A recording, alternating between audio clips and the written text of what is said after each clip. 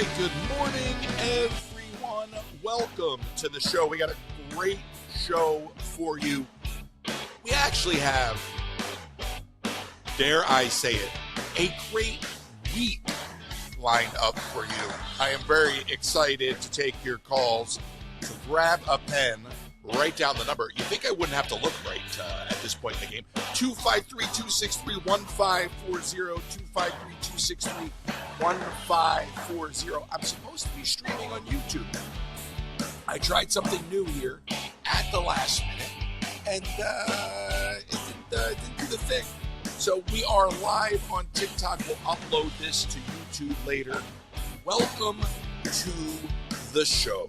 I look forward to speaking to you again. We got a great week lined up, and there's so much to talk about. This is show number 50, podcast number 50.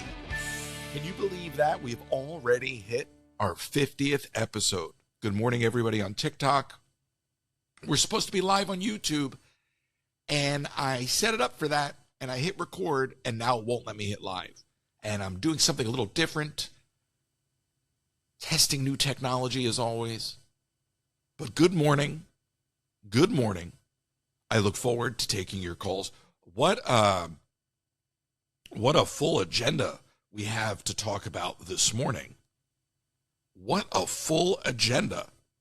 Again, episode 50. You know, the reason this show is not named Disney Parks DIY, the reason the show is named Under the Influence, is I wanted to start talking to other content creators, and I wanted to get a sense of their process, and I wanted to not just talk to content creators, but talk to anybody that would be categorized as an influencer and talk to them about their process, about the world that they influence. And we've started to do things as we have gotten halfway to 100 episodes. We've started to do things with the conversation that are really putting us in the sweet spot, as it were. I'll talk a little later in the show about some AI breakthroughs that I was reading about over the weekend. And we spoke to Jonathan Curl from Robotis. He is a robotics expert, a technician. And we talked about the implementation of physical AI. And there was some news about some breakthroughs in AI that are quite impactful in terms of business and in terms of the marketplace. The NVIDIA stock is down because of this news. So we'll get to that in a little bit. We'll take your calls, 253-263-1540. Supposed to be live on YouTube.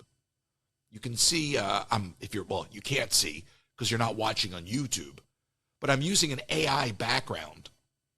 There's no green screen behind me, and it works. It's like 98%, but I'm looking at it, and I keep seeing the pillows on my couch pop up behind my head. So, it's better than nothing, and I'm testing it out. And I'll use it tomorrow for the pre-recorded interview, so I apologize for not being live on YouTube at the moment. Relax. I'll upload it later. You can listen to this wherever you get your podcasts, Under the Influence. But that's why the title was Under the Influence. I wanted to widen the conversation beyond Disney. And then, interestingly enough, it all starts to intertwine. It looks like Bob Iger is eyeing politics again. So it starts to intertwine in the world. But I got to start with something. I mean, listen, you always got to start with something. Isn't that how that works? Now you're going to see a McDonald's coffee cup. Don't panic. There's no problem with Dunkin'. Well, maybe there is, but there's no problem from my vantage point. First of all, the French cooler's back. French cooler's back. It's not the same recipe. I don't know if it was a cost-cutting measure. I don't know if it was a quality. They call quality, but it's probably cost, right? And It's not the same recipe. I took one bite of this French cruller, and I could immediately tell that it was changed. It is not as light and fluffy and airy. It's a little denser. It's not as, it used to almost feel like it had a filling to it. Like it was so airy, it felt like it had a creamy filling, even though it didn't. And it's lost all of that. Number one. Number two. Oh my God, the drama at this Dunkin' Donuts. I walked in there the other day, and I mean, like, hello, good morning. These people, I mean, I got, and I don't mind, but this poor kid started pouring his heart out to me. He's venting to me. You know? I'm not even going to say what he said in case he's listening to this. Not him. I don't. Anybody listening to this podcast that goes there, works there. But I mean, this poor kid thought he was going to have a meltdown.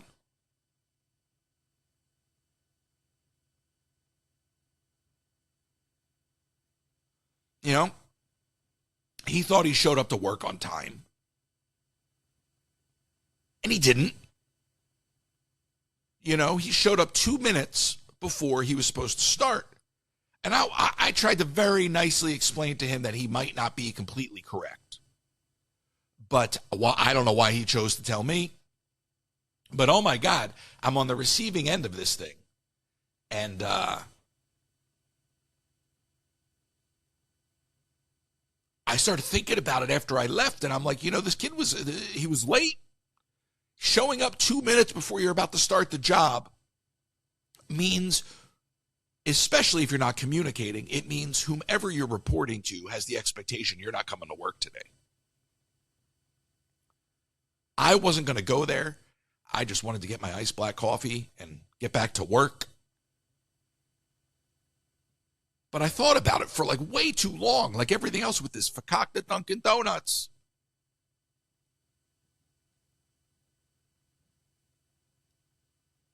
So the recipe's changed. Tensions are high. I went to McDonald's this morning. It just seemed easier.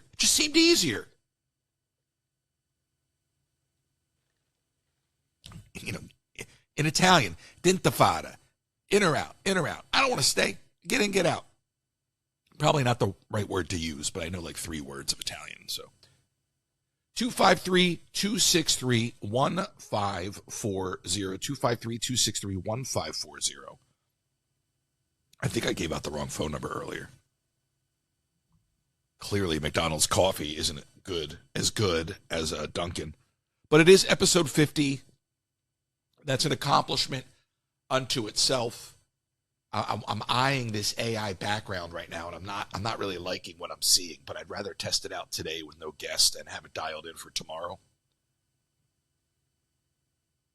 How's the signal on TikTok? Is everybody doing good over there? I feel like right now, what I need to do in this current state of all things, once I get this technology dialed in, okay, is to really just kind of put TikTok on ice. Like, I was reading the headlines this morning, again, from over the weekend, and like every other paragraph as relates to TikTok had the word unknown in it. And if that doesn't sum it up in a nutshell, you know, this is why I started focusing on the podcast when I did. A, because I already wanted to widen what I was doing and increase the quality. But you knew this was going to happen. Maybe not quite the way it has happened, but the idea that TikTok could go away or not be the same is a major difference. And as I expressed yesterday, the creator side of it has already felt a hit. By not being in the App Store, it impedes the ability for people to transact. And if you know anything about conversion rates, when people can't do things the easy way, less people tend to do them. You know? And it's funny how this all ties together, because the other day I was like, well, maybe should I sell some stock? Maybe I'll just sell some stock and make a couple bucks and I can, you know, I'll be good for the end of the month, you know? And I'm like, no, Nvidia's down. This is the worst time. You know? And Disney stock is down for all intent and purpose. It's up, but it's down. Figure it out. But every paragraph, I have it, it's like, it's literally. So first you hear that the sale of TikTok is without the algorithm. Okay, that's the first thing they say. But then they kind of walk that back because, again, uncertainty. So former Treasury Secretary Steve Mnuchin said in March last year he was working to pool investors. Okay, this article is from, I think, this morning. Trump has repeatedly floated the idea that the U.S. could have 50% ownership, though those terms of an arrangement are unclear. And it goes on to further opine on the lack of clarity. And then this next section, the headline of this next section, the title of this paragraph, What We Don't Know, should just say everything underneath it. Whether Congress will agree to the deal presented by the White House, the bipartisan law mandates a, quote, qualified divestiture from ByteDance, language the Trump administration could broadly interpret, but still requires congressional approval. It's unclear how the new owners will fully eliminate ByteDance's influence over the app, NPR reported, citing Brookings Institution fellow Sarah Krebs, who cast doubt on the possibility that, quote, Chinese control of data and the algorithm, unquote, will be wholly absolved. Chinese regulators must also approve the deal and recently suggested they are open to doing so after years of opposition. Cast doubts, unclear, what we don't know, broadly interpret, it's unclear how. See what I'm saying?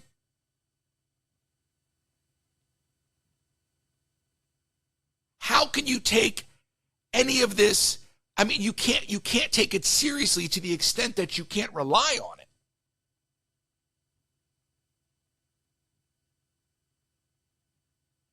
So I feel like rather than play the game, I will pass my own act of Congress and ban it from my app store. What do I really mean? I just think I'm going to post a lot of videos and try to make some money coming out of China's pocket and not expect the audience to go race to the browser to give money to China and me. There's other ways to support me. You know how to do it. I'm not going to even tell you how to do it. If you really want to support me, you'll figure it out. If you don't, that's fine too. I'll figure it out too. I'm just not going to lower my moral standards when it comes to what I call patriotism. Because again, the idea that we as Americans are going to give into propaganda from any other country is BS. And I am firm on that stance. So I will wait to see what happens with the app before I wholly divest, before I wholly absolve myself. I will wait.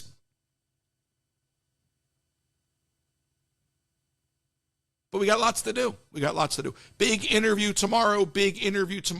We're supposed to be live on YouTube. We're not. I'm using an AI background. I hit the record button, and it won't let me go live after I hit record. I should have hit live first. And it's kind of driving me crazy because my pillows keep popping up in the background a little bit.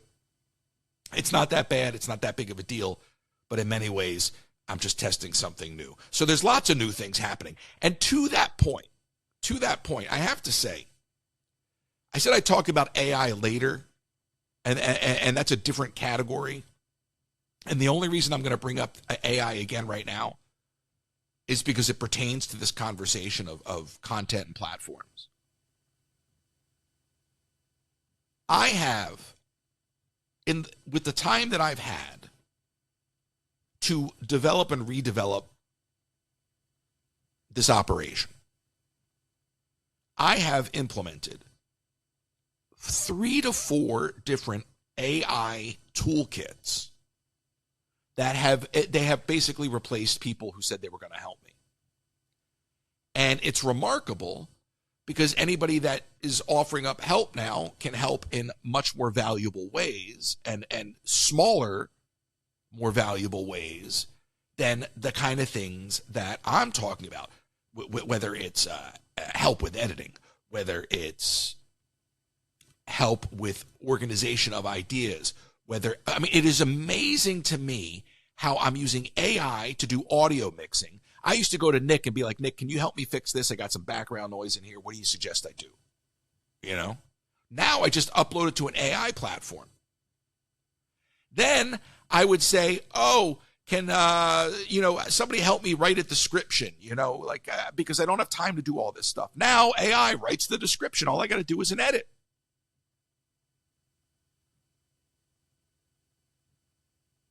Thank you, Mike. I just got a Venmo from Mike. That's very generous. I was wondering who was texting me and yelling at me for saying they've been replaced by AI.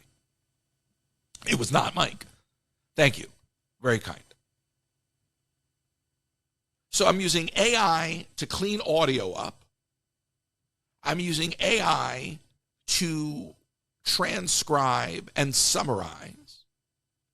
I'm using AI to extrapolate. I'm using AI to assist with editing, and I'm using AI to caption videos. It still takes a lot of time, but I'm prepped today to finish probably 10 videos. Most of them are done. They just got to be uploaded and finessed.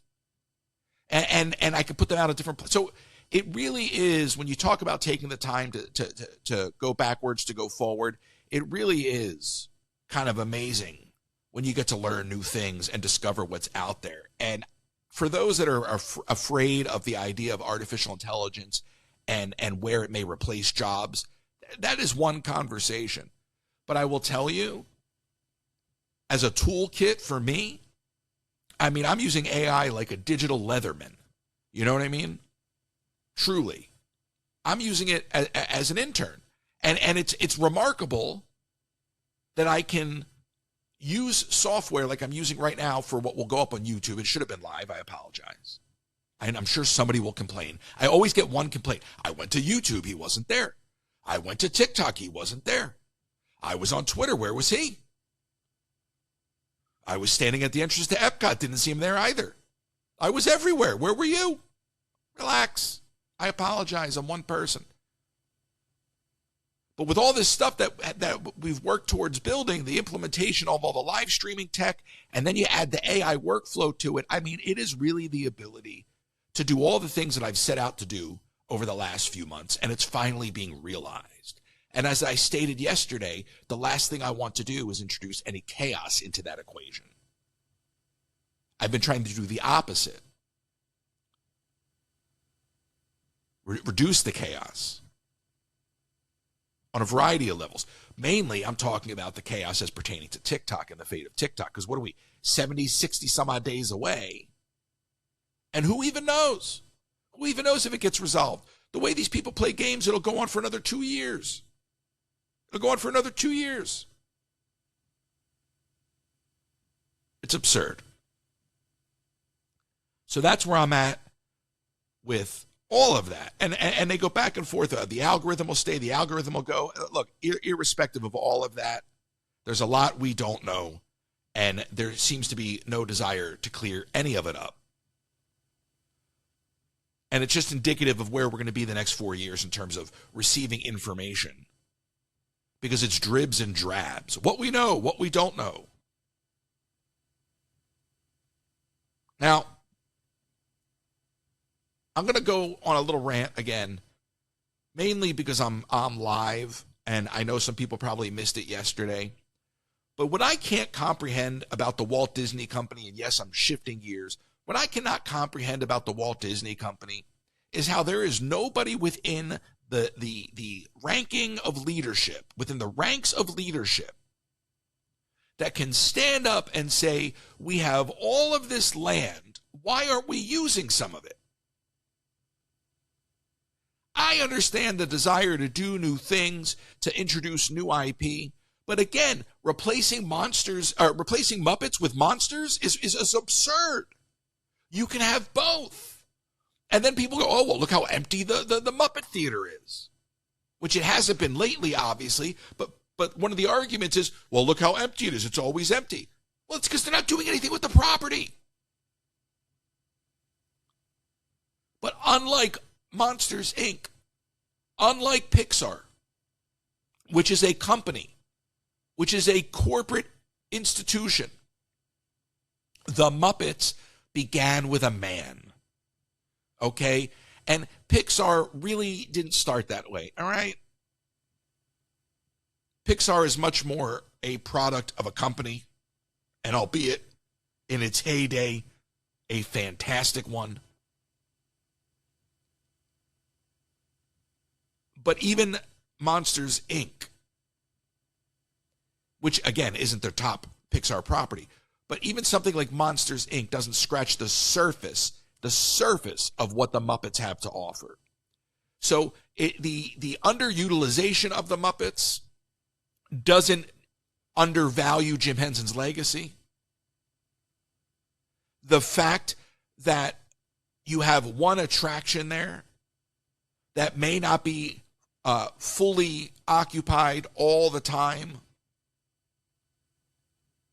because you're not doing anything to bring people into that space because it's basically the only thing other than two restaurants that exist in that courtyard because you chose not to invest further in the property you acquired. You can have two different conversations. One does not have to have anything to do with the other. You can preserve Jim Henson's legacy. You can still change the park. You can still add monsters. But I would argue that Muppet Vision 3D, if it's leaving Disney World, should have gone to the Smithsonian. That's the only other place it belongs. Muppet Vision 3D should have been uprooted to the Smithsonian. It should have been they should have had a ceremony. They could have made it a Disney Plus special. They could have literally showed that thing being driven up to Washington, D.C. I mean, they could have made a whole thing out of it. Where's the vision in the company? Even if you're going to get rid of it, you could have honored it. And they put out the same press statement. Oh, well, we're still having meaningful conversations about how to preserve pieces of it. Okay. I'll believe that when I see it, which I won't, because I won't. I know people have opinions on this, so give me a call, 253-263-1540, 253-263-1540. Why not have both? Why not have both? And I can't imagine anybody really thinking that Monsters, Inc. is a stronger property than the Muppets. It's already 20 years old. You're not replacing it with something fresh. I would say Monsters, Inc. is stale compared to the Muppets. The Muppets just might be idle. The difference between Monsters, Inc. and the Muppets is the impact in the culture. At one time, the Muppets were massive. Massive. I mean, like, at a level that Mike and Sully will never be, right? I mean, Kermit the Frog at one point was closer to Mickey Mouse. You know, Jim Henson is a rare individual. That we're not talking about your average CEO here. We're not talking about a John Lasseter. We're not talking even about a George Lucas.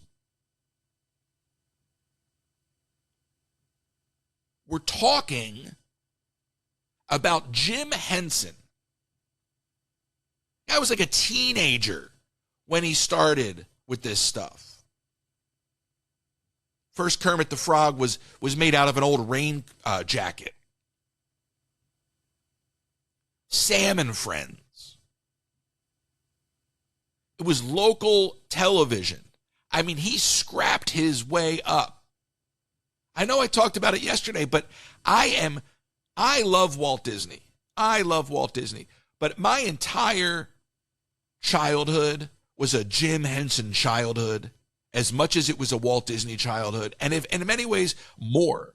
From the Muppet Babies to Sesame Street to Fraggle Rock to Labyrinth, The Dark Crystal, the Muppet movies, the Muppet Show.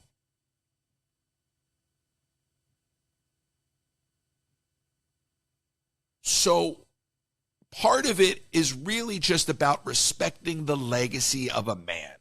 And I don't care if you take it out of the park at this point, because you obviously don't have any respect for the property and have no desire to invest in it. Fine. But at least have an exit strategy. Any good business person implements an exit strategy. And you have no exit strategy. Bob Iger is a disgrace. Bob Iger is a disgrace. And I really am starting to believe what I once did not believe, which that he is purposely tearing down anything Michael Eisner touched because he does not like Michael Eisner and he wants to erase anything Michael Eisner had to do with the Walt Disney Company and cement his legacy everywhere before leaving. I never thought that was a thing. But if you go back and you read Keys to the Kingdom, if you go and you read any of these books about how these guys operate at that level and how much ego is behind the decisions they make, then it all makes sense. And I really didn't buy that, but look at it. Anything that is being ripped out is being replaced with something from the Iger era, Pixar forward. All right? Now, some of it I have no issue with. I if you do it right, an Indiana Jones ride in Animal Kingdom, I've been saying that for years. Saying that for years. But you don't have to gut everything. You have the blessing of size. And Walt talks about plussing the parks. So square all of that. Square plussing the parks with the blessing of size. So if you're devaluing the park, if you're gutting things in the exchange for a cheap retheme, you're not plussing.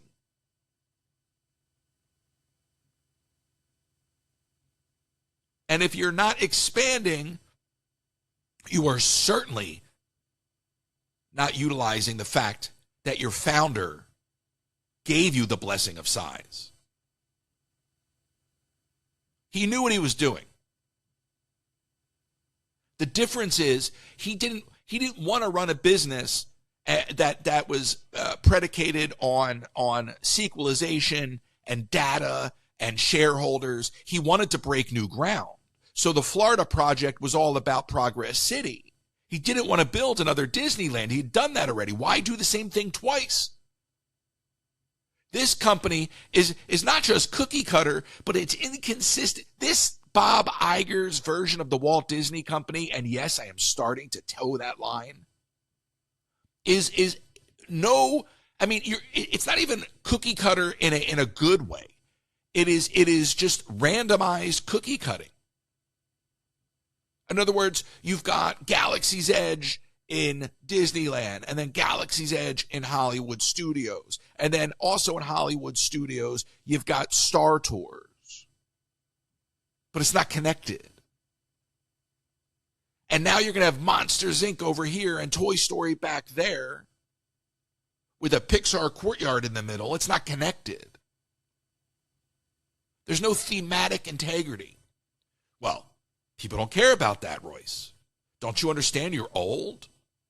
Don't you understand that people judge their theme park experience by how much fun they're having, how many rides they can get on, and how little they wait in line? Yes. But don't you understand that status quo is how we thwart innovation? And that daring to be different is how we got Disney in the first place? And your desire to be complacent and go along with anything and everything you see? is the reason we will never see the likes of another Walt Disney or a Jim Henson again? Because we have accepted mediocrity? Because your idea of entertainment is watching bite-sized videos? Scrolling all day? And I'm guilty of it too. So I'm not just casting stones. We all get caught up in this culture. It's the spread of information too fast. And what we forget to do is take a moment to stop and understand the value of things.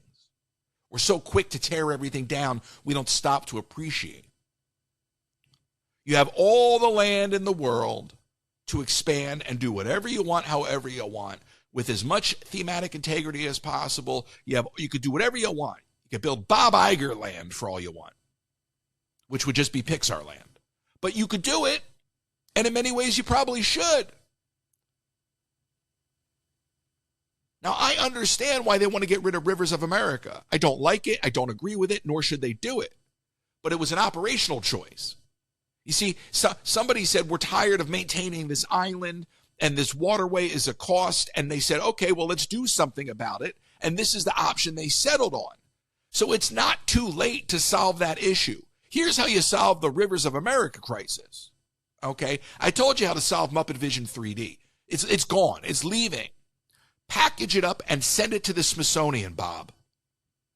You want to be involved in politics? Pick up the phone, figure out who the hell you got to call at the Smithsonian, pack up Muppet Vision 3D, and donate it to the Smithsonian. Problem solved. You're welcome.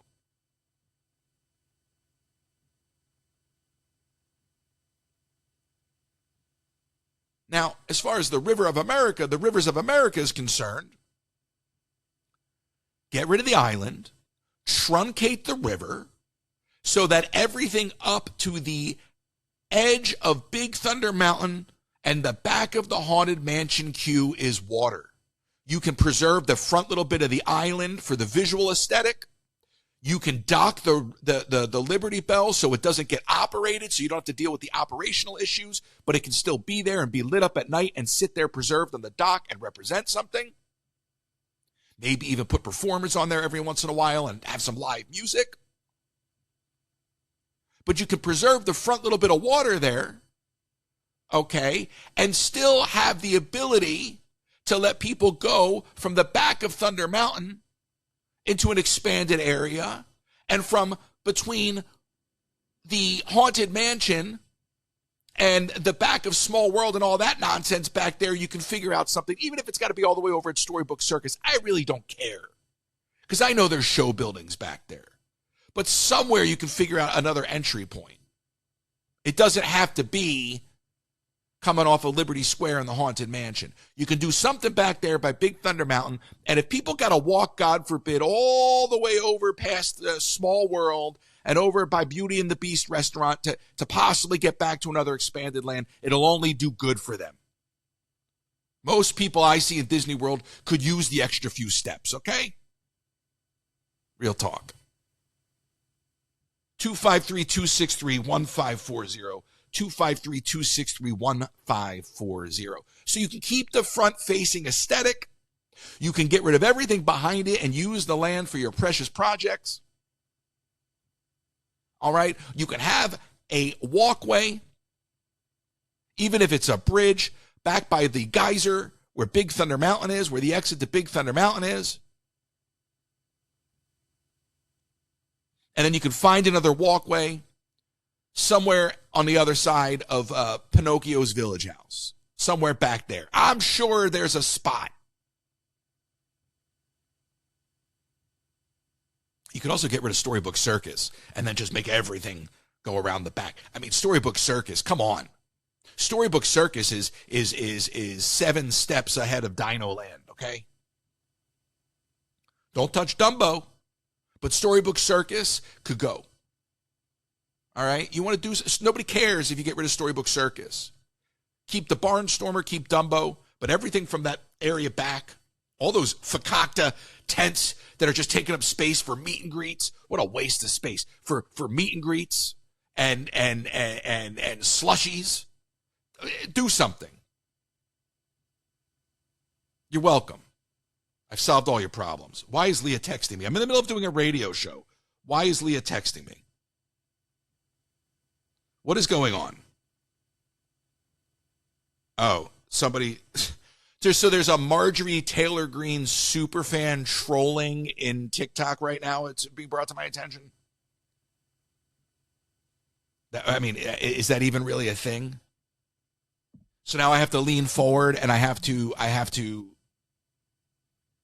block said person, or do I just leave them for the engagement? Because I don't think anybody cares. Imagine being so broken as a person that your form of entertainment is to troll strangers on the internet. Imagine being so damaged that the only way that you can somehow enjoy your day is to tear other people down. Isn't that something? Isn't that a gift? A gift of sadness as I vamp here. Good for you. Congratulations. Now I got to pull out the other phone, and now I got to scroll back. See, I don't care if Dino goes. Like, I don't really care if Dino Land goes. Now I got to wait for this idiot. Can you troll again, please, so I can block you? Thank you. Now you're ruining my radio show. I don't have moderators. Listen, yeah, well, Leah, I don't care. Let them troll. Who cares? It only makes them look pathetic. But now it's effing with my flow. You know what I'm saying? I'm trying to do a thing here. And now I'm stuck watching TikTok. I'm on TikTok watching TikTok. This is absurd. Well, I'm stuck in a loop. I don't want to do this anymore. Let them troll. I don't care. Let them troll. It's engagement. I'll take it. If they got that much time on their hands, they can go to the browser and subscribe. 253-263-1540. I think that's the number. I don't know. I'm trying to do a radio show. I'm getting a text message that somebody's trolling. Thank you, Leah. Do you really think in the middle of me doing a radio show, you texting me about the activity in the comments on the live stream is really a good use of my time? Do you really think me doing in the middle of a radio show, me stopping to pick up the phone, reading a text message from you about somebody trolling? I thought you didn't even watch the radio show. You told me you don't even want to listen to people call because they're boring and you don't want to hear what they have to say. So what are you doing here in the first place? And I'm trying to talk. I don't even know what I was talking about. Now I'm just yelling at you because I forget what I was supposed to be talking about. I closed my phone. I had my notes open. I'm in the middle of a radio show and you text me. This isn't me playing Fortnite. I'm trying to keep the ball in the air and this girl's texting me. I don't even know what I was supposed to talk about. Unbelievable. This is why I won't do tomorrow's interview live. I'll be damned if I'll be doing tomorrow's interview live and have it interrupted by Leah.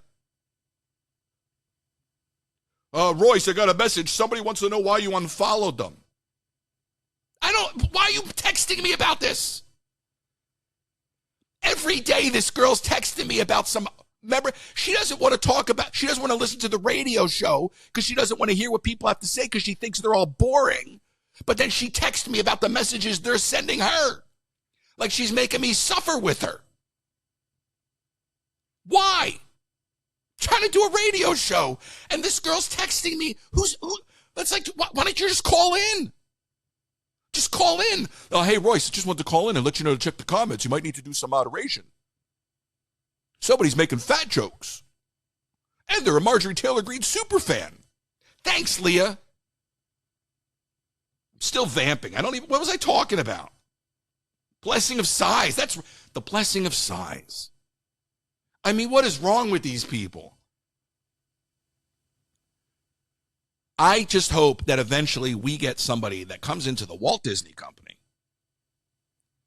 and does what Bob Iger did when he first came into the company. Because if you remember, at the end of Eisner's tenure, he started doing a lot of cheap things. California Adventure, the Second Gate in Paris. And then Iger came in and committed billions of dollars to plussing those things. He fixed California Adventure. I mean, there was a lot of money wasted, the whole story of the S. If you don't know the story of the S, they spent so much money taking the S off of Disney's California Adventure. But I digress. He came in and he solved a lot of those problems. So it's not impossible for somebody to come in and say, we're going to reverse course. Even if they go as far as to put in this dumb Cars ride, it's not crazy for somebody to come in and reverse course. It would take bold vision, and it would take having a lot of people to back you, and it would take a lot of money. And it's not going to happen with everything, and it's not going to happen with Muppet Vision. But I'd like to think at some point there's somebody that's going to come into the company and try to restore a little bit of the founder's legacy, a little understanding and appreciation, a little respect. The kind of respect that I want from somebody who has my phone number when I'm in the middle of doing a radio show. Wait till afterwards to text me. Find Joe Coconut and have Joe Coconut take care of it. The hell are you bothering me for? I'm 41 minutes in. I feel like I've done 3 hours already. I'm ready to pass out. 253-263-1540. I wouldn't want to call in either. 253-263-1540. And these Fakakta pillows keep popping up in the AI background. I got to sort that out. It's too much. So much of Disney World is going to be shut down on top of all of this, right? So not only are they making all these horrible decisions, they're charging more than ever, and they're going to have less offerings than ever. Here's the list. T-Spin, that's a Triceratops spin. Eventually all of Dinoland. Big Thunder Mountain, Hall of Presidents, Grand Fiesta Tour, Test Track, temporarily Kali River Rapids. Eventually the People Mover, Astro Orbiter. Eventually Rock and Roller Coaster, Lightning McQueen's Show. Tom Sawyer Island and the Rivers eventually. A lot of this is already down. More of this is coming very, very soon. So you are going to go into a park like Hollywood Studios, and it's going to be mostly dead zones. Hollywood Studios is basically going to be Sunset Boulevard, Mickey and Minnie's, Toy Story Land, and Galaxy's Edge.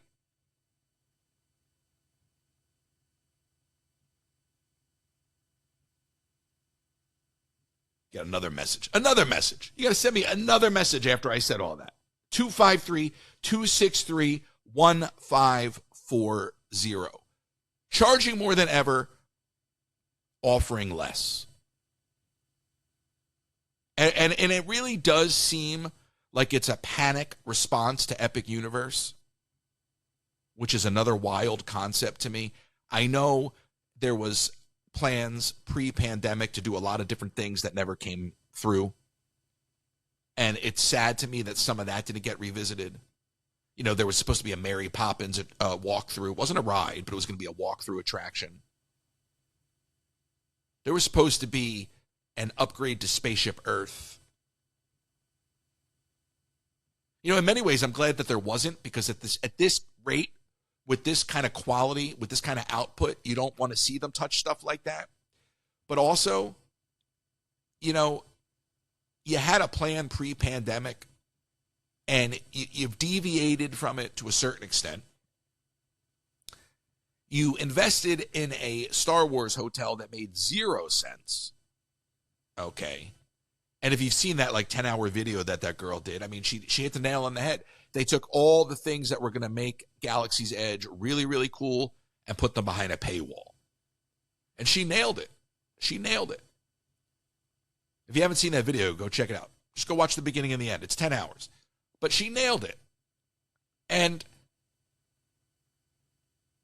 it saddens me, because there's enough going on, even though we've gotten to the point where it's all about streaming and the tiles. What do I mean by the tiles? Marvel, Star Wars, Nat Geo, Pixar, whatever.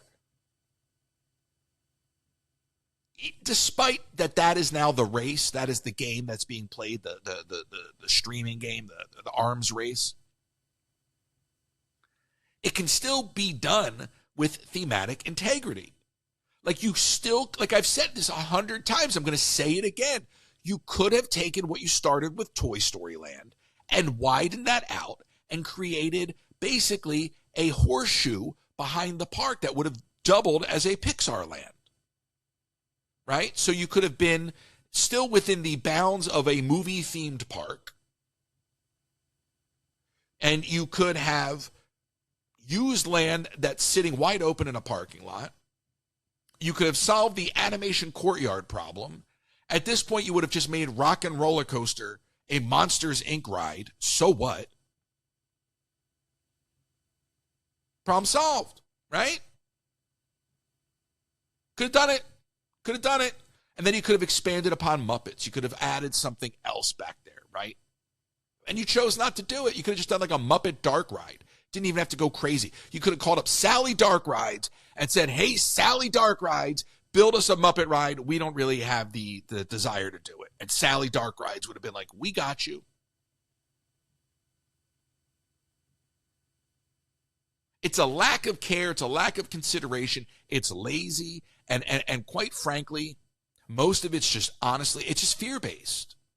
It's fear-based decision-making. When you are sitting at the top of a company like the Walt Disney Company, you're going to lean on data. You're going to lean on the data because when you fail, you can point to the data and say, well, you would have done the same thing. And nobody's going to argue with that. So data provides a false sense of security. And then a guy like Bob Iger can constantly point to the data to justify his mistakes. Okay? Forget the successes. It justifies the mistakes. And if the guy is seriously just trying to cement his legacy and undo the legacy of his predecessor, whatever's left of that, if there was any, because it was there, but it was ingratiated by it was just it was in the fiber of the company. I really do believe that Michael Eisner understood the Walt Disney Company, right? So it was in there. It wasn't overlaid. It was ingrained, even at its worst.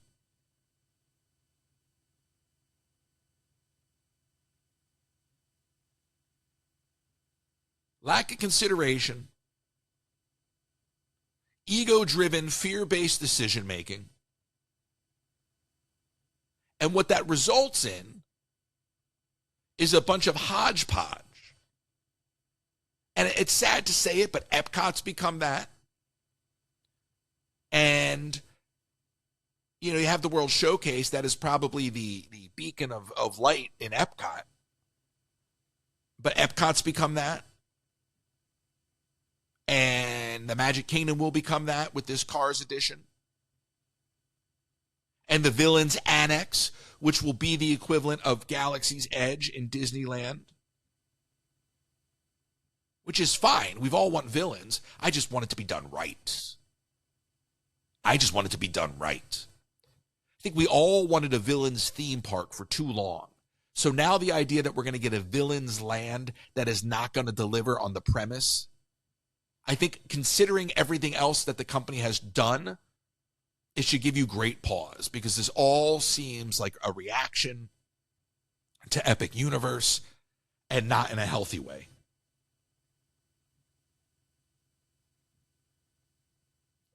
You're on the air. Who's this? Hi, Roy. Christy. Hey, now. I was going to respond to, or more or less agree. Can't talk to you if you don't talk to me. I don't know. You wouldn't have been able to hear it on TikTok anyway. At the moment, the way I was doing it was the phone lines were getting piped out to YouTube, and I'm recording it. So such is life.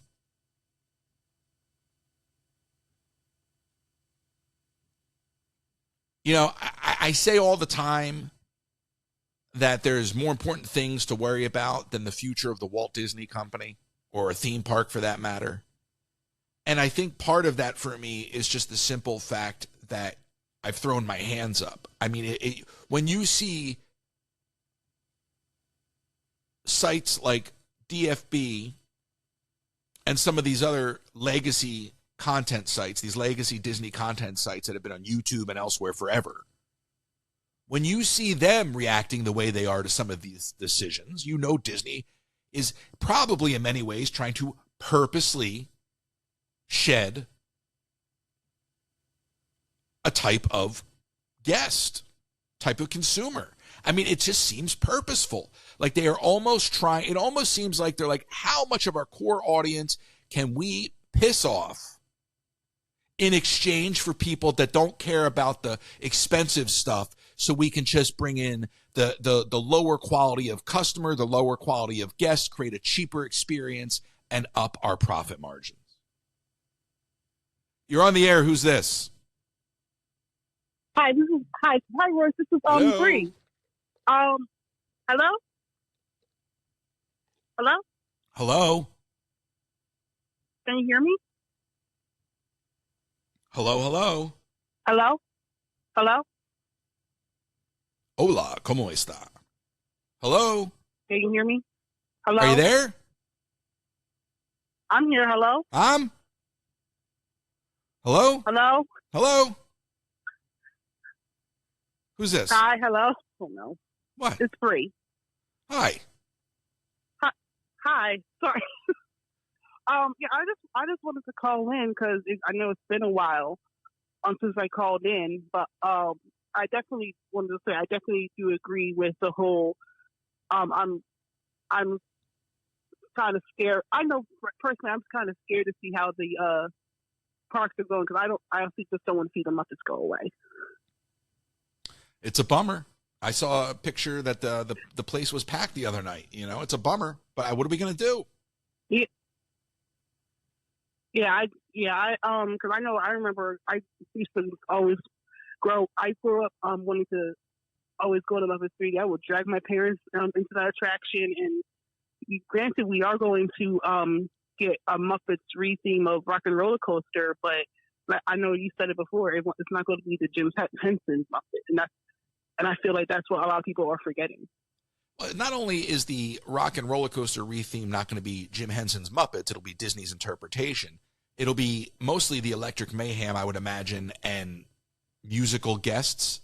So I can't. It's just, to me, what is it? It's going to look like some sort of like High School Musical ride. Was what I feel like we're going to wind up getting.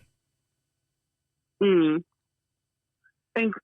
granted, I only read Rock and Roller Coaster a few times, maybe because it was either closed or had long lines every time I went there. But a lot of people were hemming for retheming, but is it going to be like consistently like good quality like it used to be, or is it just like it's just trying to go where the money goes? Because I know at the end of the day, Disney's a business, but they're definitely, in my opinion, blinded by grabbing as much money as they can. But that's just my opinion. Well, you hit the nail on the head, and while you say it's just your opinion, I mean, Bree, I think in many ways you represent the average Disney consumer, right? I mean, I've met you. You love the place, and you buy the ears, you do the whole thing. And if you feel that way, there's no way you're alone. And obviously, you go out on social media and you read it, and people will say, well, that's just the sampling, and the loudest people always break through. But I don't think, I have to believe that more people feel the way you do. Like the most passionate Disney consumer, guest, whatever you want to call it, feeling that way has to have really bad long-term implications for the brand. I mean, do you feel that that's impacting like your next trip or the way that you vacation there, or maybe a desire to go to some, everybody talks about Epic. I'm not going to pretend like that's the only thing in Orlando. But has any of this impacted your desire to go to Disney World or the way you do it? To be honest, I never really thought of it that way, but it kind of has, because I've been going to Disney for like past few years straight. And then last year I went to Disneyland, but I have much a bigger desire to go to Disneyland. Again, mainly because when I went there, granted it was my first time going there, it felt like the Disney World I grew up with. So I definitely do think that it definitely did impact how I go into like how I do vacation, because I'm looking to where I'm going to go this year, and I might be taking a break from.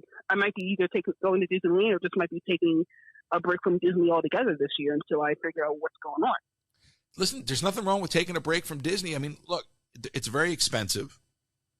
And even if you want to go to another park like Tokyo, which I'm always telling people to go to Tokyo, you got to spend money. And there's other places in the world to see. And I think what Disney has coasted on for so long is that reoccurring business. And they've gotten so greedy.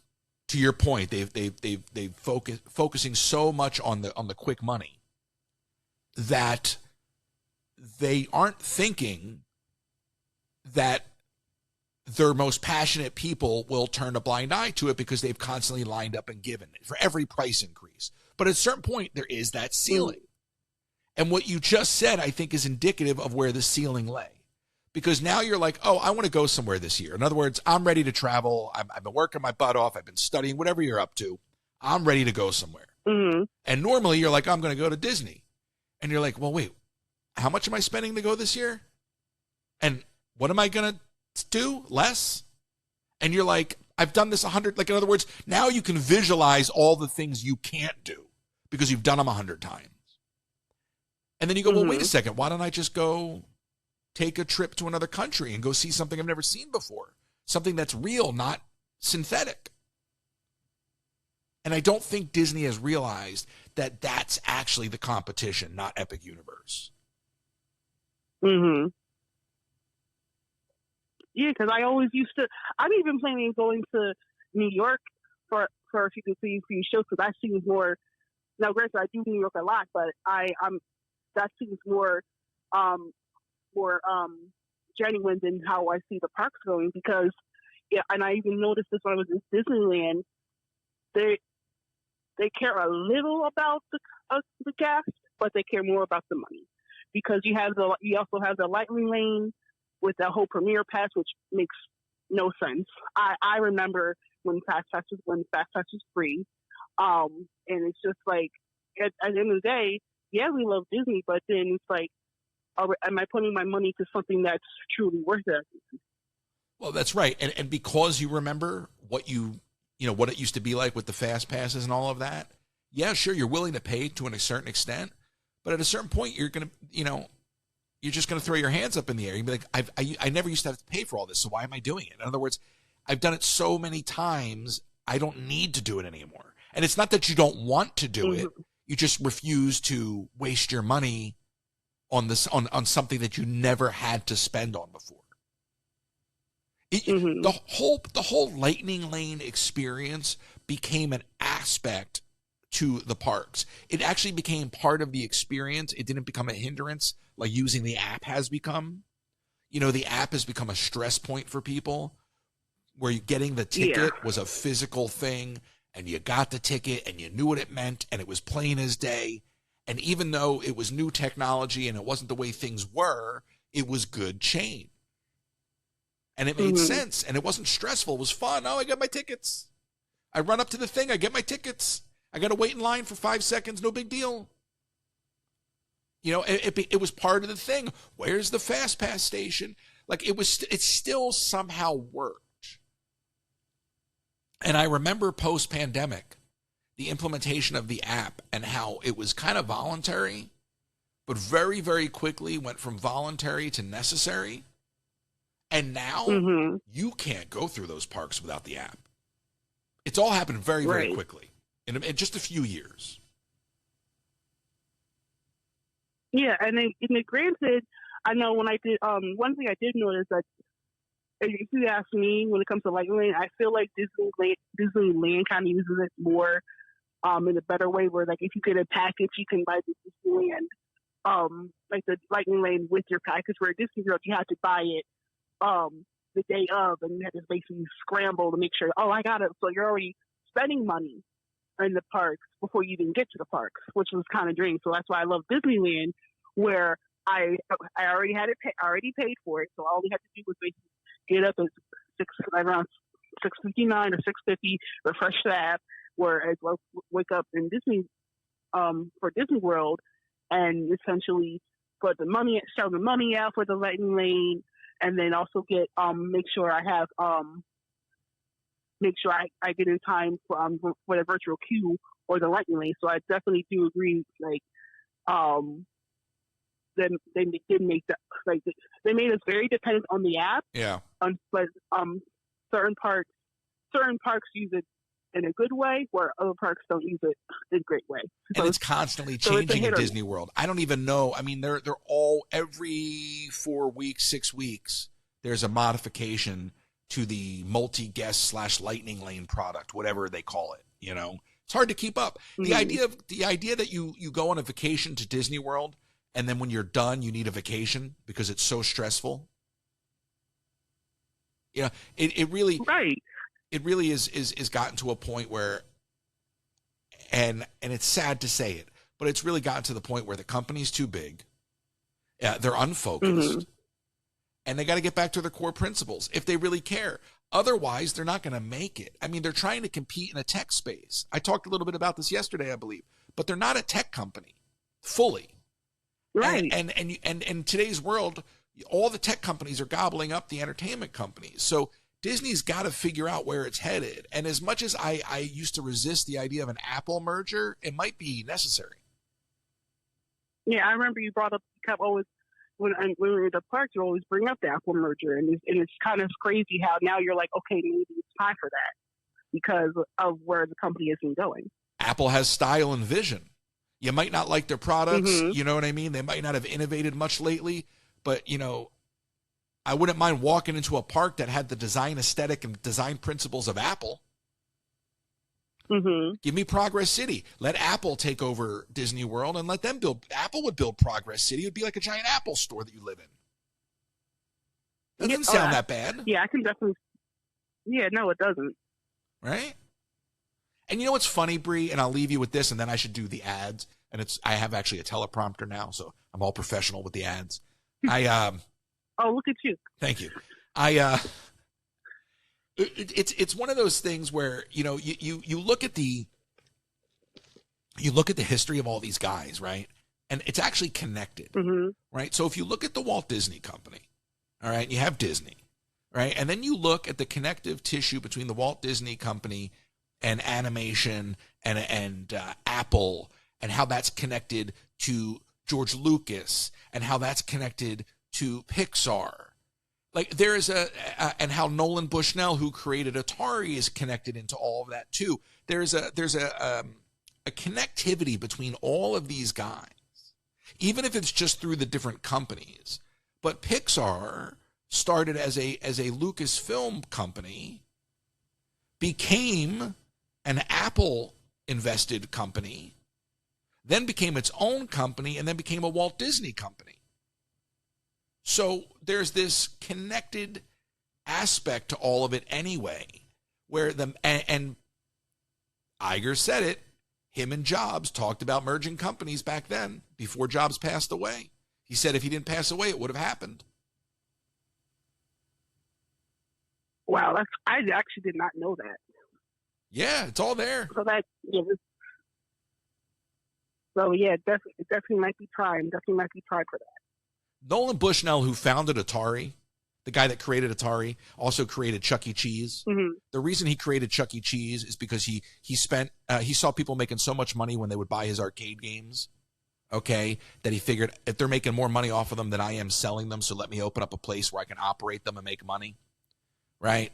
So Steve Jobs comes mm-hmm. along and offers him to invest in a third of Apple for $50,000, and he's like, I'm a little busy right now. I really can't focus on this. And the dude turned down a third of Apple for $50,000. Wow.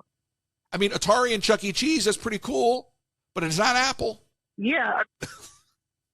Yeah. I mean, I do remember going to Chuck E. Cheese all the time, but like you said, it's definitely not Apple. No. But then again, you're talking animatronics, right? And now you're talking, mm-hmm. So there's just a whole aspect. Like when you look at all of these guys, they're connected in more ways than one. And it's an era, and it's a dying era. And just to bring it back to the Jim Henson thing, and I'll let you go, and I'm going to do these ads. We got to respect guys like this. These kind of visionaries only come around mm-hmm. once in a blue moon. And if we don't honor and respect them and cement their legacy, then we're never going to inspire the next one to come along. Exactly. Bree, it's always good to talk to you. I agree 100%. Always good to talk to you. I'm glad I was finally able to call in. Yeah, I am too. I don't know who called in before you because the phone wasn't working, but I'm glad that you got through. Yeah. As always, and I just want to say, I've always said I also love seeing how you are expanding, and I'm just loving to see where you're going next. Even if it's not on TikTok, because we all know that's probably on those way out the door, and that's what I'm going to say on that. Well, see, but Bree, you and I know these things. Yeah. I appreciate you, and thank you for sticking with me. It means a lot. Of course. We'll talk again. Thank you for. No problem. No, thank you. I hate this delay, Bree, so much on the phone. So I'm going to give you the last word. I know. All right, I would say thank you for being your. Honestly, I cannot wait for the next baking stream. That's what I'm going to say. You can't wait for the what? The next baking stream? Yes. Oh, Lord, you just opened up Pandora's box. Okay. No, you know what? I was talking to Colleen about that the other day. That's why I made that joke, because we were talking about that. So you'll get that very soon. Hey, now it has to happen. Now that I said it has to happen. It's happening. I'll talk to you soon. All right. Bye-bye. Bye, Bree. All right. Now we're going to go to the ads. Activate teleprompter. It's a new year, which means it's time to spice up your kitchen. Pampered Chef has all the goodies from spatulas, mandolins, amazing pots and pans, and knives. Plus, don't miss out on small appliances like the deluxe air fryer and coffee maker. So spice up your kitchen today. Go to Colleen Herman. Visit pamperedchef.com/PWS/Colleen Herman. pamperedchef.com/PWS/Colleen Herman. And with no estate plan, you could be leaving those you love the most with high taxes, probate fees, and an incomplete or divided estate and legal fights and fees. If you live in Florida, contact RK Law today for a free consultation for the tools you have available to take care of your home and your estate. So get started today. Contact Russell at RK Law Pro, Russell at RK Law Pro. And last minute shipping from the parks, visit my friends at the UPS store, located right behind the Magic Kingdom at 6526 Old Brick Road. That's 6526 Old Brick Road. And of course, William.bailey is available for all of your travel needs. William provides a customizable experience at competitive rates. Check out William.bailey Travel or fill out the travel form located at royces.com. Now, the teleprompter went a little faster than desired, so I kind of truncated the ad read. I'll go slower for the second read a little bit later. I'm glad we got the phones sorted out there. 253-263-1540, 253-263-1540. Leah really did throw me off, though. I had notes open, the whole Michigas. So I wanted to bring it back to this AI thing. U.S. stocks were set for a steep sell-off this morning, after a surprise advancement from a Chinese artificial intelligence company, DeepSeek, threatened the aura of invincibility surrounding America's technology industry. DeepSeek, a one-year-old startup, last week showed off a stunning capability. It presented a ChatGPT-like AI model called R1, which has all the familiar abilities, operating at a fraction of the cost of OpenAI's, Google, or Meta's popular models. The company said it spent just about $5.6 million training its newest AI model, as compared with hundreds of millions or billions of dollars that U.S. companies are spending. U.S. tech stocks, hence the talks, U.S. tech stocks got hammered Monday morning. NVIDIA, the leader of AI chips, whose stock more than doubled in each of the past 2 years, fell 12% in pre-market trading. It goes right back to the conversation I was having with Jonathan Curl at Robotis. You know, we are on the forefront of AI. Generative AI is one thing. Physical AI is a whole nother thing. But this kind of breakthrough from a year-old startup is like the equivalent of like a company like reducing the amount of microchips they're using, and I'm just using that in layman's terms, but the ability to be able to pull off what they're pulling off, to be able to be at that scale at such a low cost. Yes, $5.6 million is low. It speaks volumes to how far behind we really are in this country. And I just hope NVIDIA can say something or do something to make that stock go back up. You're on the air. Who's this? Hey, Roy. Ellis, what's up? What's up? What's up? Are you going to boycott the parks or ever go back to the parks? Or I was just curious. Am I going to boycott the parks? Uh-huh. No. Why would I boycott the parks? Okay. I don't know. Are you going to boycott the I parks? No. Boycott's a big word for Elmo. Where did you get the idea of boycotting? Well, because my mom had mentioned that earlier, that's why she had told me, was worth going to boycott the park? And I said, I don't know. No, there's more important fish to fry in the world than boycotting Walt Disney World, Ellis. Mm-hmm. You know what I mean? Yeah. Boycott. Wow, what a strong take. No, I think the more appropriate question would have been, am I going to boycott TikTok? Mm-hmm. Right. Not Disney. No. Right. You understand what I'm saying? Yeah. That's that, but I'm not going to do that either. As I stated earlier, I mean, everything's on ice for me. And quite frankly, Ellis, there's so many reasons not to be in the parks right now. Right. Tell your mom I have a very big interview guest coming on tomorrow. I'm sure she'll know who it is. Okay. Okay. And I just find for me at this particular moment, with all the uncertainty, it's easier for me to maintain control of a situation that I've already built. You know, I've implemented all of this technology and I'm not even using it this last week because I've been so frustrated with everything going on and trying to figure out how I want to play it so that my next 70 days aren't just twisting in the wind. And I know where I'm headed and what I'm doing. And I've been focusing on making some videos. I've been doing some 3D printing stuff. I had a 3D printer jam. I finally fixed that yesterday. I was cranking out something for a video I want to finish today for them. You know, I'm trying to build up my relationships with Robotis and with FlashForge so I can spend more time doing robotics and animatronics and more of the DIY stuff. Mm-hmm. So the reason, Ellis, the actual reason that I am not in the theme parks right now is because there's no value in it for me. Right. You understand? Anybody that wants to go be in the hold on, let me finish. Anybody that wants to go be in the theme park can go watch 500 different people with the shaky camera. I saw that the other day. I was scrolling. It looked like the Blair Witch Project. It's horrendous. But now you got people who are on vacation who want to play streamer because that's the culture we're living in. So there's an oversaturation. So if you're really desperate for streams, they're out there. But I don't see the value in the moment for me. And part of that has to do with TikTok. Part of that has to do with my desire to create other content and diversify. Part of that has to do with the parks. Part of that has to do with the audience. I mean, some of the people in this audience are crazy, Ellis. Yeah, I get that. I know you get that. So the kind of person that only wants to see me ride rides all day long or ride the same ride all day long might not be the kind of customer that I want. And if you're being honest, you got to look at it like that because even a viewer is a customer.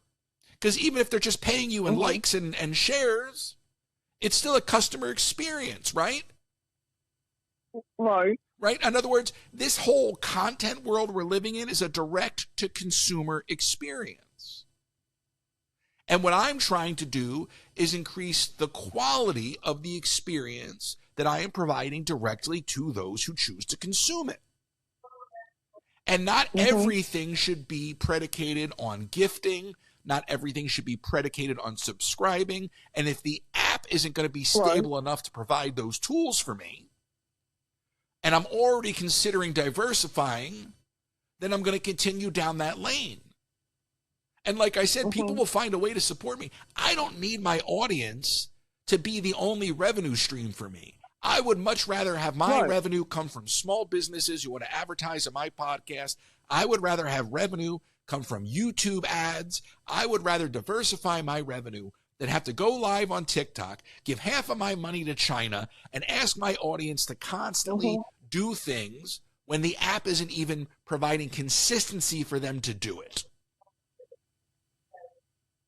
So it's really a shift in priorities for me. And I don't see the value in being in a theme park right now with everything else going on in the world. I want to have much more valuable conversation. Right. Now, but what do you mean by the value in the theme park? But not like the rides or the attractions, though, right? No, when I'm talking about the value in the theme park, I'm talking about the value in the theme park for me. Okay. In other words, I'm not going to get the growth. And I can go out there and get the money, but if not everything in life is about money, right? And we talk about how the Walt Disney Company is so short-sighted in their pursuit of money. And if all I'm doing is going to the Disney parks, to stream the parks, to make money off my audience, that is a loop that I don't want to be stuck in. I have more integrity than that. I have more desire than that. And I've reached a point where it was the moment during the getting ready for the hurricane where everyone was driving me crazy. Yeah. That was the final straw for me, because I was in the park and it wasn't good enough. Then I was out of the park, it wasn't good enough. And then I wasn't supposed to be there because the hurricane is coming. Then the hurricane is over, where are you? And I was like, you people are friggin' nuts. So in many ways, all of this is a big invitation to a lot of people to stop watching. I have basically, by making this move the way I've done it, I've invited a lot of people to stop watching. And guess what? A lot of them have. And I could list I could list 5 people off the top of my mind right now, on the tip of my tongue, who are no longer watching or engaging, and I am not complaining. Right. You know, because no, you're not going to name names, Ellis. Okay. Okay. We're not naming names. I'm not going to name Easy, names. Oscar Schindler. All right. Well, what I I hear your was mom going to yelling say in is, the but back. what about when the... What? Uh-huh. What'd you say? What about when the new touch... Ellis, I got to go. I got to get on a flight. No, wait. Ellis, I got to go. They're boarding. One I'll be right there. Hold my plane. one question. I got to get on an airplane. I got to go. No, because you're going to ask me about going back to the park when Test Track opens. I got to go. Yeah, I just explained everything to you. You weren't listening. I got to go. I got to get on an airplane. I was listening. I got to get on this airplane right now. Hold my plane. Okay. It's Delta. They're going to close the door. Okay. I got to go. Talk to you later. All right. What were you going to ask me? Okay. What were you going to ask me? I was going to ask, when Test Track opens in the new villain show, replaces the Lightning McQueen Academy show. Right. When is it replacing the Lightning McQueen show? No, I said when it opens, you'll probably be able to go and stream that. See, I knew that's what you're going to ask me. So you're just basically all of that to just ask me. You didn't even ask me. You know how passive aggressive that was? Nobody can hear this, so they're going to have to go to YouTube to watch this later. No. You just go, well, when the new villain show opens up, you'll stream that. No, I won't, Ellis. I was going to stream it, but now that you told me to stream it, I refuse to. Ellis, guess what? Yeah. Guess what? Uh-huh. What's the word? What did you ask me at the top of the call? Oh, boycott. I am boycotting. I don't know. I am boycotting the new villain show, specifically. No. I am boycotting just the new villain show. Okay. And maybe the opening of Test Track. I may boycott that too. Really? Yeah, because you pushed me too far. You tipped me over. No, I did not push you too far. Listen. I actually am excited to see what they do with Test Track, but all things considered, I do not have high hopes. I loved the old Test Track, Ellis. The hot and cold rooms. Listen, I have so many memories. Right. Ellis, you busy? You have a minute? Excuse me, my earbuds fell out. My earbuds. Air Bud's a movie about a dog that plays basketball. Do you know that? Yeah, you're laughing. You find that funny. You busy? You got a minute, Ellis? I don't want to hold you up. What's on your calendar today? Anything? No, You not working? I'm not working. All right, neither am I. All right. Listen, I remember go here was what Disney used to be for me. Okay? Okay. I'd go into a park like Epcot, all right? And I would go to Test Track, single rider line. I'd probably go on it 2 or 3 times, break down in the hot or cold room. All right. Stroll over to Mouse Gear, get lost in Mouse Gear for an hour or 2. Go into the electric umbrella, get some chicken fingers. Okay. Go ride Living with the Land, Figment, go play around in the What If Labs.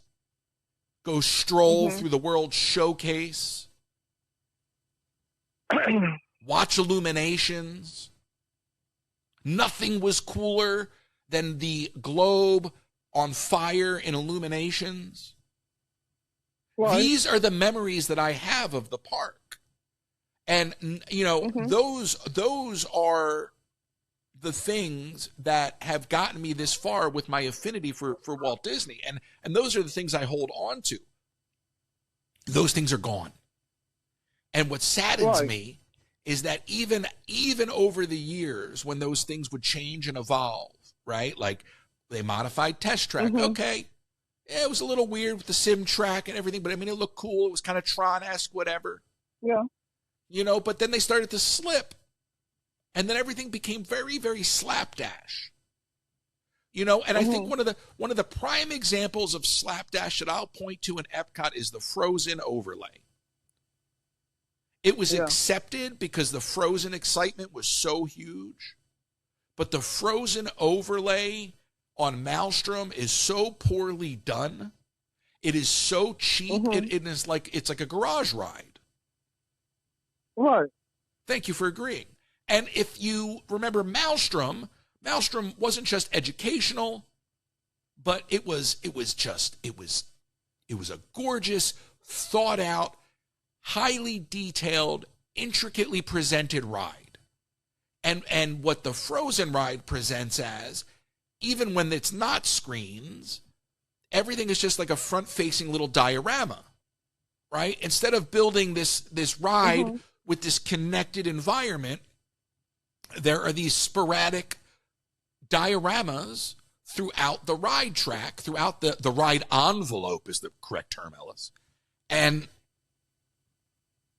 it's not done well at all. You go to Tokyo, which you refuse to do because you're afraid of airplanes, okay? And no, I'm not afraid of airplanes. You're not afraid of airplanes? So why won't you go to Tokyo? I don't know. I just have no desire to go to Tokyo. I think you're afraid of airplanes. I'm not. I think maybe you are. How do you know? Because I know I've been on them a bunch of times, and I'm not afraid of them. Then why won't you go to Tokyo? I told you I would go with you to Tokyo, and you said no. I don't know. Do you know how many people? Do you know how many people would out there listening right now would go to Tokyo with me? At least 2, and you're not one of them. Yeah, it's fine. I don't want to go to Tokyo with you either. You drive me up a wall. Okay. And I'm glad that you don't want to go because you won't ask me about it. I mean, listen, if only everything was a 17-hour plane flight away. You know what I mean? But in all seriousness, if it was like a plane ride to Disney World, I would go. If it was like a 6-hour plane ride or something, you do it? Yeah. But what it's just like to have like a little sip of wine, you pass out, you wake up, you're there. No, I don't want to pass out. All right. Listen, anyway, what I'm saying is, and you can go watch my video, you've seen it. If you go to Tokyo, Ellis, and you go on the Frozen ride in Tokyo, and you see how insane, and I'm not exaggerating. I was recording the Frozen ride on my iPhone, and I was like, oh my God, like, is this ride ever going to end? I want to put my hand down. Because, I have my hand up filming. Recording, not filming. I hate that we say filming. It's recording. There's no emulsion on my iPhone, okay? At least not on the outside. Okay. It is such a long ride. It is such a highly detailed ride. It is the whole freaking movie. Mm-hmm. You go on that ride, and then it becomes blatant how cheap the retheme was in Epcot. Well, but that's where I point to. Ellis, that's just what I point to as the beginning of the real cheap rethemings. Go, please, go. Right. What's your thought? What if they rethemed Frozen Ride in Epcot or make it more better like Tokyo? They can't. There's no space to retheme it to make it better like Tokyo. Oh. And why would they do that? Why would, you know what I mean? Mm-hmm. You can't do that. You need to do it from scratch. The Tokyo ride's gigantic. It's huge. It's just huge. Mm-hmm. But I point to that. I point to the retheming of Maelstrom, and I don't even remember. I guess that was done under Bob Iger. It had to have been because it was Frozen, obviously. But I don't even remember what year that was. The Frozen ride must have opened right before the pandemic, I feel like. Because when I was coming to the parks pre-pandemic, the Frozen line would go all the way down to 9 Dragons. And for the longest time, it did. Yeah. But I don't remember exactly what it was. That's probably a popular ride. It's still a popular ride. Frozen's a popular property. Mm-hmm. Yeah. Ellis, do you have any other questions for me today? I do not. You do not. I have a question for you. Mm-hmm. Okay. And I just want you to think really long and hard before you answer this. Mm-hmm. All right. Ellis, who put the bop in the bop shabop shabop? I don't know. You don't know? Uh-uh. Do you know who put the ram in a ram-a-limba ding-dong? No. Right. Will you look into that and get back to me? If I can punch those words in, I can. If you can punch those words in, you will. Well, try your best to punch those words into the Google and see if you could source out that answer, okay? Okay. All right, I look forward to that message. Who put the bop in the shabab? No, I asked you that. Why are you asking me who put the bop in the bop shabab shabab? I asked you who put the bop in the bop shabab shabab. And then remember the second. Who put it in. I'm sorry? I said I don't know who put those words in. Who put the what? Who put those words in? But what did they do? What did they put where? What? Who? I'm just repeat it back to me so I know you know how to enter it. Who put the what in the what? I said I don't know who put the word shabab in. Right, but then who put the ram in the ram-a-limba ding-dong? That's the second question. Yeah, I don't know who would do that. Who would do what? Who put those words in? What were the words? Rama Shadama. You know, this would be so much funnier for the people on TikTok if they could hear you, but they're going to have to go to YouTube to listen to this later, and it's hilarious. Yeah. So, such is life. All right, Ellis, get back to me on that, all right? All right. All right, tell your mom I said hi, and tell her the answer to her question is I'm boycotting TikTok. Kind of. Okay. Not Disney. All right. Uh-huh. In fact, I kind of want to go to Disney and shoot some videos. Like, instead of going live, I want to go shoot some videos. Okay. It would upset you greatly if I went to Disney and didn't go live, right? It would. It would upset you greatly, wouldn't it? Yeah. Yeah. It's like my whole purpose in life is to go live every time I go to Disney. Hi, Stephanie. Good morning. How are you? How are you? I'm good. I just wanted to say good morning. Are you having a good day? I'm all right. Yeah, I'm live, but I'm not live on YouTube, so nobody can hear these calls till later. So, in many ways, say whatever you want because who knows who will hear it. Or you can edit me out. I'm not going to edit it out. I just don't have to go to YouTube to get angry about it. So. Oh, gotcha. What's up? Gotcha. Nothing. Just recouping from the snowstorm over here. Oh, how bad was it? Well, I mean, for us, we had like 12 inches. Oh my gosh. Did Ellis shovel? 10 to 12. No, shovel. We didn't shovel anything. Oh. That's the best part. Down here, we have seen snow before, but not like that. Like it stayed. Like the last of my snowman was still there yesterday, just like one little section of it. So of course I went outside to do something. I made it into a hard snowball, and when I walked in the door, Peter was sitting in his chair, and I beamed him with it. You pelted Peter with a snowball? Yeah. What did he do? He goes, "What, are you crazy?" I go, "Of course I am." But it was really cute because we don't have snow. It was fun. I go, "Well, that's the last of the snow of 2025." Did Ellis build a snowman? Well, he watched it. Oh, he won't touch the snow? Did you even touch the snow, Ellis? He said he touched it. I don't believe him. He'll revise history right before your eyes. Oh yeah. Mm-hmm. He asked me. Yep, He said that you. What did he say about Lil Wayne? Oh yeah, Lil Wayne is yeah. performing at Jazz Fest. All right. Actually, I took a screenshot of all the performers. I will come to Jazz Fest. Okay, good. I'm not against that. As long as the pergola has Wi-Fi, I'm good. You have Wi-Fi in the pergola. Ellis, if I'm in the pergola, that's my safe zone. I'm not to be disturbed. Cabana. Pergola sounds funnier. Yeah, that's the safe zone. That's exactly right. That's the safe zone. Ellis, do you understand the rules? No, it's the safe room. No, like, can I lock the door?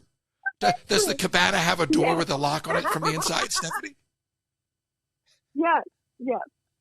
It's the safe room. I love that people are watching, but they're only hearing my side of the conversation. So, like, they're going to have to figure out what insanity you're agreeing to.